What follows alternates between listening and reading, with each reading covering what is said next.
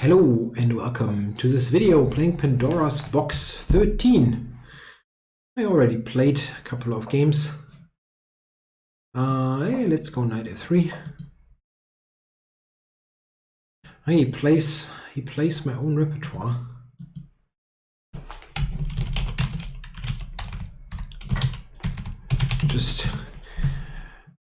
I just declined any invitation to a Benoni.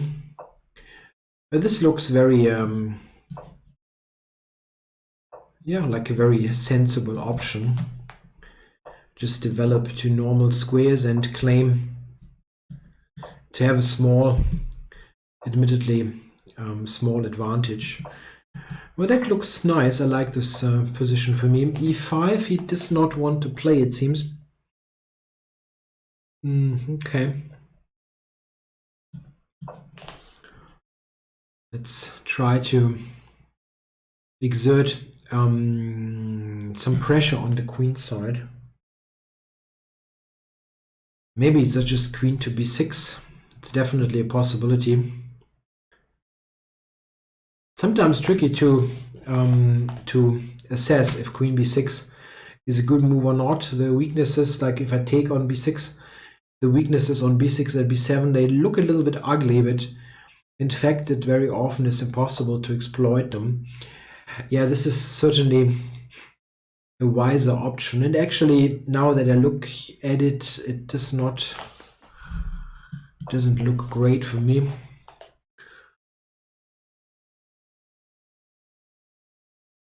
But maybe it's fine. I mean, moving the rook is kind of a non-move. Yeah, rook c4. Rook c4, queen a1. It doesn't help him at all. Knight c4. I still might just take b7. And that looks wrong. That looks wrong. Okay, first a rook to the c file.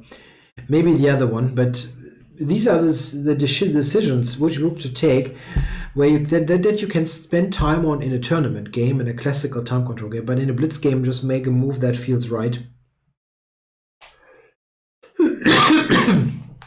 Here I think it's more likely that rook fc1 is right. So because a4, a5, there are scenarios where it might make sense to have the rook on a1.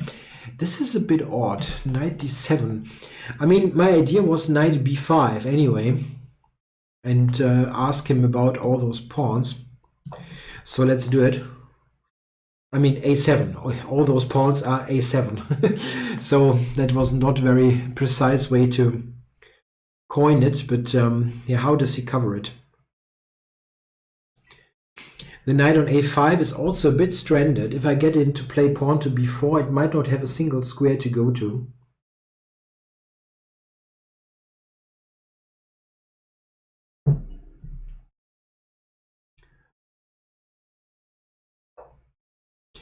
Yeah, knight a7 was the idea.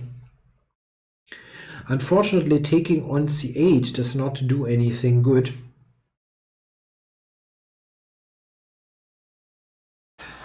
Let's do it. Thinking about this for too long could be costly in the long run.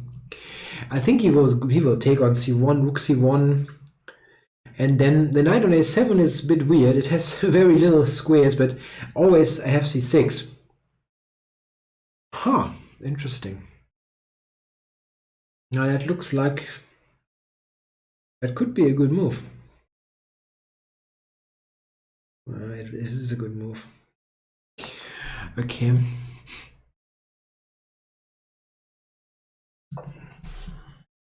Yeah, not too happy here.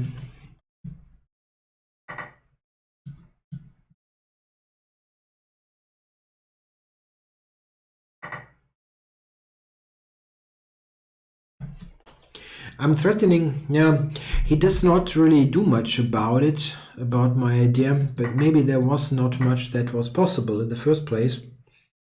So I'm grabbing this pawn, and yeah, it's a bit of a problem now for black that if you would be able to play like rook c8 and just activate, but the pawn on a6 is just hanging, and I don't think you can just give it up. It's tough to imagine that you can sacrifice it. Okay, so he's covering. Yeah, that's a good move. Yeah, that looks like a good move. So how do we play this? I would like to activate my rook. He's not threatening all that much, so I think rook c1 should be feasible.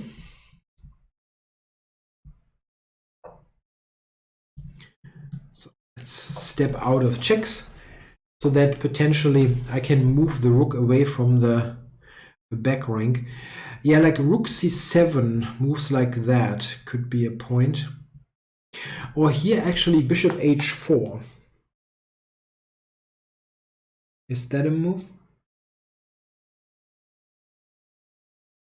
Maybe.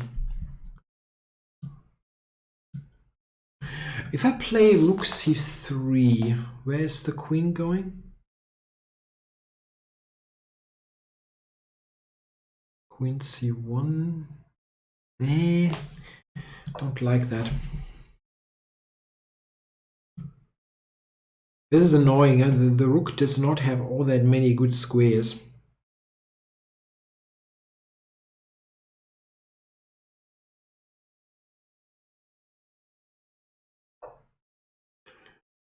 Yeah, unfortunately, there is not. Don't see anything fantastic. Maybe bishop f6. Yeah, rook. Not saying that it's fantastic, but maybe bishop f6. But actually, now that I think of it, might not be the most effective thing.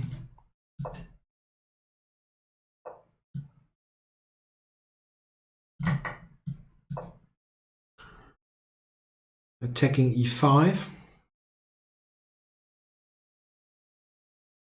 That's going to be difficult. Okay, tries to trade. I can check first, that I think. And now probably I don't want to trade. I want to keep a bit more pressure.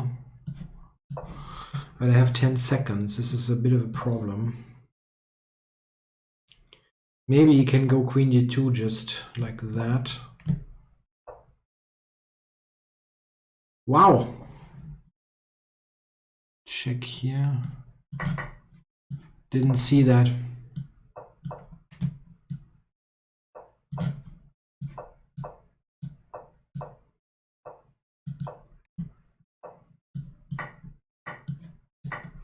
And now I should be winning.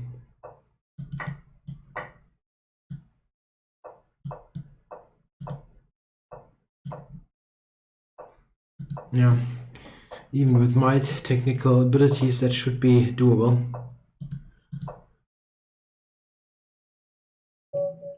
All right, yeah, let's have a look there.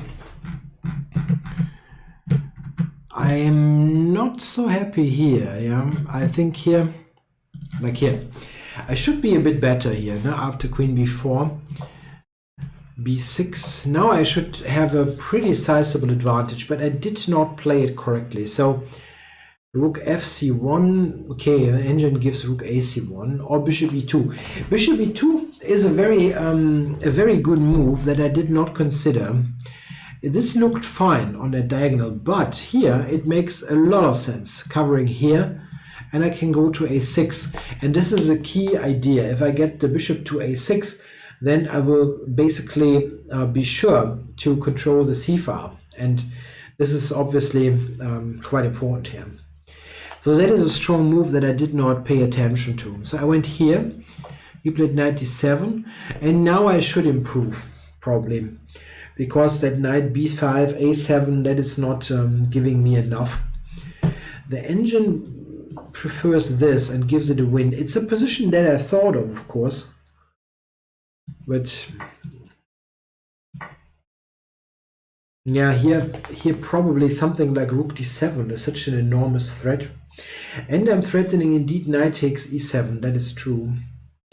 The engine sees, of course, more than I do. Like here, if you check this, take, and now queen takes is very strong because I have this b4 threat, winning the knight, and it has no squares. There's absolutely every square covered, and he cannot stop b4. I'm getting this back with interest.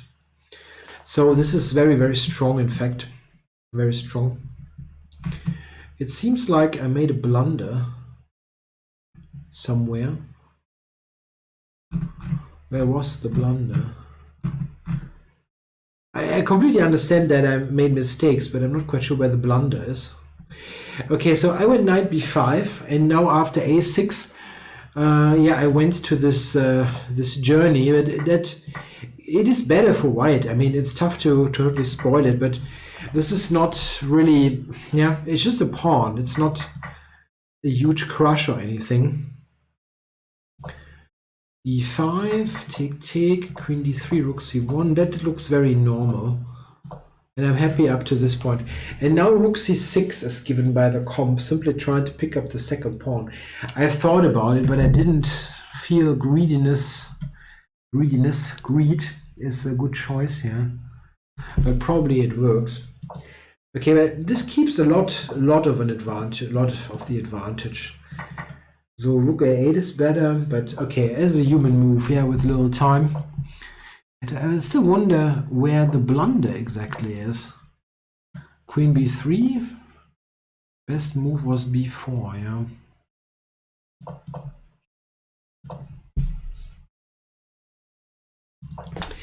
Ah, this is actually interesting. h4 is a good move.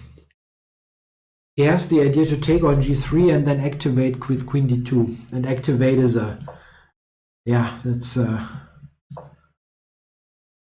that wouldn't have been all that easy. Probably I'm okay, but still. Okay. Queen e6. So we got to the rook ending, and okay, rook d6 was bad. Oh, king d6 was bad because of rook d8. That was my blunder. Yeah, of course, I can win the rook.